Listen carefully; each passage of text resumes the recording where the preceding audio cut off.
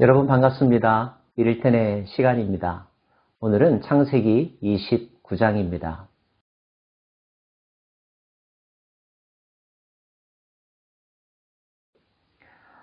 집을 떠나서 하란 땅으로 가는 야곱의 여정을 우리가 함께 살펴보고 있습니다. 며칠이나 걸렸을까요? 그가 하란 근처까지 도착했습니다. 성경은 하란 근처에서 하란으로부터 온 목자들을 만난 이야기를 우리들에게 소개해 주고 있죠. 다행스럽게도 그들은 라반의 집을 알고 있었습니다. 더군다나 라반의 딸이 그곳으로 올 거라는 이야기를 들었습니다. 기대감이 얼마나 높아졌을까요? 그리고 드디어 야곱의 딸 라헬과 이삭의 아들 야곱이 만납니다. 야곱이 그들과 말하는 동안에 라헬이 그의 아버지의 양과 함께 오니 그가 그의 양들을 치고 있었기 때문이더라. 야곱이 그의 외삼촌 라반의 딸 라헬과 그의 외삼촌의 양을 보고 나아가 우물 아귀에서 돌을 옮기고 외삼촌 라반의 양떼에게 물을 먹이고 그가 라헬에게 입맞추고 소리내어 울며 그에게 자기가 그의 아버지의 생질이요 리브가의 아들됨을 말하였더니 라헬이 달려가서 그 아버지에게 알리매. 반가운 만남. 결국 야곱은 라헬의 인도하에 삼촌 라반의 집에 도착하게 됩니다. 라반도 야곱을 대환영했겠죠. 약 한 달여 기간 동안 그 집안에 머무르고 있었음을 성경이 우리들에게 전해주고 있습니다. 하지만 남의 집에 가서 한 달씩이나 머무는 것 결코 쉽지 않은 일이죠. 뭔가 자기 자리를 찾아야만 했을 것입니다. 그래서일까요? 라반이 제안합니다. 내가 우리 집에 와서 일을 하는데 품삯을 줘야 되지 않겠느냐? 네가 원하는 것이 무엇이냐? 라고 말이죠. 그때 야곱이 이렇게 대답합니다. 야곱이 라헬을 더 사랑함으로 대답하되 내가 외삼촌의 작은 딸 라헬을 위하여 외삼촌에게 7년을 섬기리이다. 그리고 허락해 주신다면 7년 동안 열심히 일하겠다고 제안하죠. 라반은 흔쾌히 그 제안을 받아들입니다. 이제 야곱은 새로운 마음으로 그 집에서 힘든 일, 굳은 일 마다하지 않고 열심히 일했을 것입니다. 얼마나 열심히 일했던지 그리고 희망에 부풀었던지 7년을 하루같이 일했다라고 하는 표현이 있습니다. 드디어 때가 되었습니다. 야곱이 라반에게 이르되 내 기한이 찼으니 내 아내를 내게 주소서 내가 그에게 들어가겠나이다. 결혼식이 이루어진 거죠. 하지만 그 다음날 눈을 떠보니 야곱의 옆에 누워 있었던 사람은 그가 그토록 원했던 라헬이 아니었습니다. 한 번도 생각해 본 적이 없었던 라헬의 언니 레아가 있었던 거죠. 얼마나 당황했을까요? 놀랐을까요? 야곱이 라반에게 따져 묻습니다. 야곱이 아침에 보니 레아가 라반에게 이르되 외삼촌이 어찌하여 내게 이같이 행하셨나이까? 내가 라헬을 위하여 외삼촌을 섬기지 아니하였나이까? 외삼촌이 나를 속이심은 어찌 됨이니까? 여기 이런 표현이 나오네요. 외삼촌이 왜 나를 속였습니까? 혹시 여러분 이전의 장면을 기억한다면 이삭이 에서에게 내 동생 아우가 나를 속였다. 이렇게 말한 부분이 있는데 기억하십니까? 야곱은 전에는 속이는 자였는데 지금은 속은 자가 되었습니다. 사람의 처지와 입장은 이렇게 바뀔 수 있는 것 같습니다. 순수한 마음을 가지고 열심히 사랑을 위하여 일했던 야곱, 자기가 속았다는 것을 알게 되었을 때 얼마나 허탈했을까요? 상대가 삼촌이었기 때문에 억지로 참고 있는 것이지 아마 굉장한 분노가 치밀어 올랐을 것입니다. 그런데 만약에 그때에 야곱이 성숙한 사람이었다면 이런 생각을 할 수 있지 않았을까요? 아, 그때 내 형 에서도 이 정도로 화가 났었겠구나. 내 아버지 이삭도 나만큼 허탈했었겠구나 라고 하는 생각 말입니다.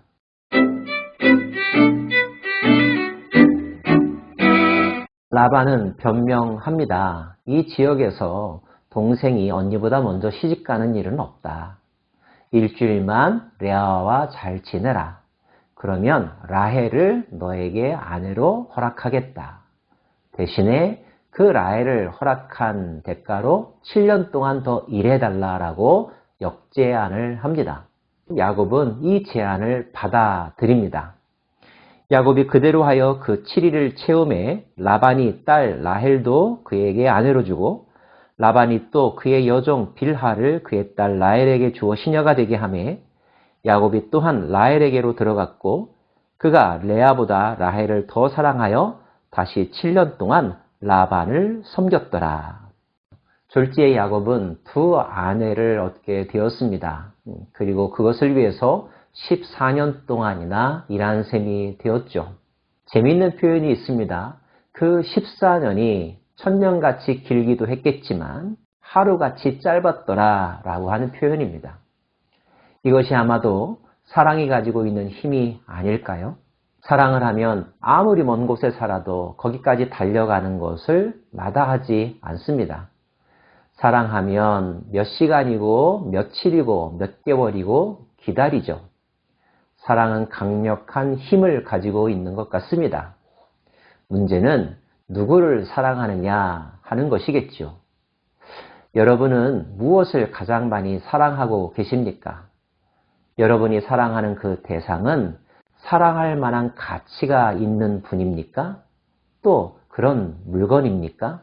성경은 여기서 야곱과 결혼한 여인, 그 여인 가운데 레아의 입장을 우리들에게 전해주고 있습니다. 여호와께서 레아가 사랑받지 못함을 보고 그의 태를 여셨으나 라헬은 자녀가 없었더라. 레아가 임신하여 아들을 낳고 그 이름을 르우벤이라 하여 이르되 여호와께서 나의 괴로움을 돌보셨으니 이제는 내 남편이 나를 사랑하리로다 하였더라. 레아의 입장을 한번 생각해 볼까요? 레아는 자신을 사랑하지도 않는 사람과 살아야만 하는 기구한 상황에 놓이게 되었습니다. 몸은 내 옆에 있지만 마음은 자기 여동생에게 가 있는 야곱을 바라보는 레아의 하루하루는 얼마나 힘들고 괴로웠을까요? 서글펐을까요? 하나님은 그 레아를 돌보셨습니다. 그래서 라헬에게는 없는 복을 그에게 허락해 주셨는데 그것이 바로 자녀를 생산케 되는 일이었죠. 첫째 자녀를 낳았습니다. 놀랍게도 아들이었습니다. 고대 사회에 아들이 차지하는 위치 잘 아시겠죠? 아들을 낳으면서 레아는 너무나 기뻤던 것 같습니다. 그리고 이 아들 때문에 이제 내 남편은 나를 다시 볼 것이라는 생각도 하게 된 것 같습니다. 그 아들의 이름이 르우벤이었는데 그 이름의 뜻은 보라 아들이다 이런 뜻이라고 하니까요. 그리고 하나님은 계속하여서 레아에게 자녀를 주셨습니다. 둘째 아들의 이름은 시몬이라고 했고요. 셋째 아들의 이름은 레위였습니다. 넷째 아들의 이름은 유다였고요. 각 아들들의 이름의 뜻이 있죠. 르우벤은 보라 아들이라, 시몬은 들으셨다. 레위라고 하는 말의 뜻은 연합이라고 하는 뜻이고요. 유다라고 하는 이름은 찬양이라는 뜻을 가지고 있습니다. 자녀가 생길수록 아들의 이름을 짓는 과정을 통하여서 우리는 레아의 신앙 고백의 변청 과정을 살펴볼 수가 있습니다. 첫째 아들을 낳았을 때만 해도 이 아들이 있다면 남편은 이제 내 것이다 라고 하는 기대가 많았던 것 같습니다. 하지만 그럼에도 불구하고 그 기대가 채워지지 않았을까요? 둘째 아들을 낳았을 때 여호와께서 내 서러움과 내 심정을 들으셨다라고 고백하죠. 셋째는 하나님과 연합, 남편과의 연합이라고 하는 의미로 아들의 이름을 지었습니다. 주목할 만한 이름은 바로 넷째 아들 유다라고 하는 이름입니다. 그 이름의 뜻은 찬양이라는 뜻을 가지고 있는데 하나님을 찬양한다는 뜻으로 해석할 수 있겠죠. 어찌 보면 넷째 아들을 낳고 나서 레아는 이제 더 이상 남편에게 의존하지 않고 하나님을 하나님으로 찬양하며 하나님의 은혜와 돌보심이 자신에게 향하고 있음을 확신하고 감사했던 것이 아니었을까요? 어쩌면 이때쯤부터 레아는 보다 독립적이고 주도적인 인생을 살았으리라고 추측해 봅니다. 하나님을 기뻐하고 하나님만으로 만족하는 삶, 그래서 더 이상 어디에 의존하지 않는 삶, 이것이 레아의 삶이었을 것입니다. 저와 여러분에게도 하나님은 이러한 삶을 살기 원하신다고 말씀 나누고 싶습니다. 하나님은 우리를 하나님의 형상으로 지으셨고 이 세상의 모든 것들을 다스릴 수 있는 창조된 창조자로 세우셨습니다. 끌려다니지 아니하고 주도적으로 경영하며 다스리는 인생, 이것이 바로 하나님의 형상을 가진 자의 삶인 거죠. 하지만 대부분의 우리의 삶과 대부분의 사람들은 그러한 삶을 살아가지 못하고 있습니다. 어딘가에 의존적이고 그것에 인정받고 사랑받기 위하여서 몸부림칠 때가 많이 있죠. 그런데 여러분이 의지하고 바라보았던 그 사람이 여러분이 기대하는 것만큼의 사랑과 인정을 주던가요? 대부분 그렇지 않다는 것을 알고 계실 것입니다. 우리가 받아야 될 인정과 우리가 누려야 될 사랑은 누구로부터 오는 것일까요? 레아가 유다를 통하여 지은 이 이름 속에서 고백한 신앙에 의하면 바로 하나님으로부터 오고 하나님을 바라봐야 한다는 뜻, 이 의미가 이 사건 속에 담겨 있을 것입니다.